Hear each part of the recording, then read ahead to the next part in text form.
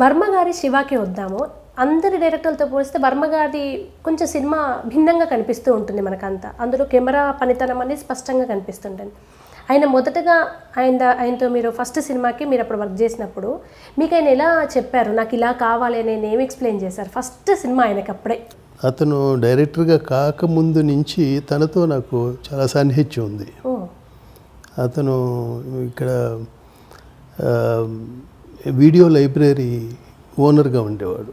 అప్పుడు వీడియో తీసుకుంటూ ఉండేవాడిని నేను. అట్లాగా అతను నా దగ్గరికి రెగ్యులర్గా వస్తూ నేను ఏ షూటింగ్లు చేస్తున్నా అది ఫాలో అవుతా, ఇద్దరం కలిసి తను చెప్పిన సినిమాలు అవి చూస్తూ ఉండేవాళ్ళం.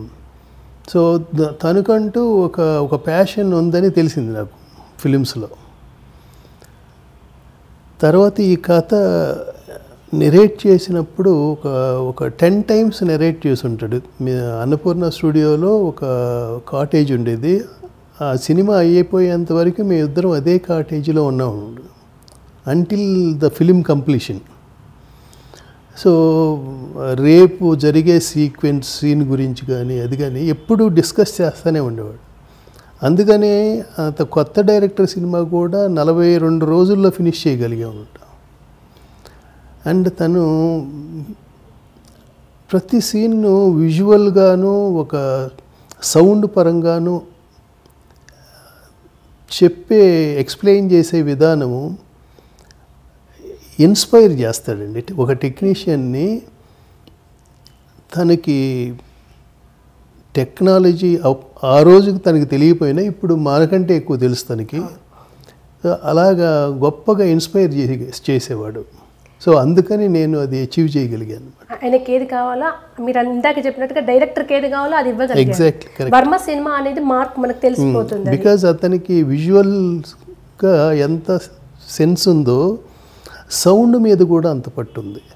అట్లాగా అందరు డైరెక్టర్లకి అన్ని క్రాఫ్ట్స్ మీద అంత నాలెడ్జ్ ఉండదండి. ఇప్పుడు వర్మగారి టాపిక్ వచ్చింది సార్. అంటే వర్మగారు నిజంగా ఒక మేధావి. ఆయన తనని తాను ఎలా ప్రొటెక్ట్ చేసుకుంటారో ఎందుకు చేసుకుంటారో తెలియదు కానీ అన్ని రంగాల్లోనూ సునిశ్చితమైన జ్ఞానం కలిగిన వ్యక్తి. అండ్ వర్మగారి సినిమా అంటే తెలుగు సినిమా పరిశ్రమ గర్వంగా చెప్పుకునే డైరెక్టర్ వర్మ అనే పేరే ఉండేది. అమితాబ్ లాంటి వారికి కూడా సక్సెస్ ఇచ్చిన వ్యక్తి.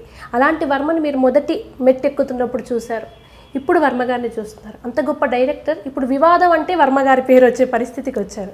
మీకు ఆయన ప్రయాణం అంతా తెలుసు కదా, ఆయన ఎక్కడ కొంచెం దారి తప్పారనుకుంటున్నారు? ఒక్కొక్కసారి బాధపడతాను, ఒక్కోసారి ఎవరు ఎంచుకున్న ఇది వాళ్ళు తను ఎంచుకున్న విధానం నాకు పర్సనల్గా నచ్చకపోవచ్చు. మేబీ అతని ఇదిలో అతను రైట్ ఏమో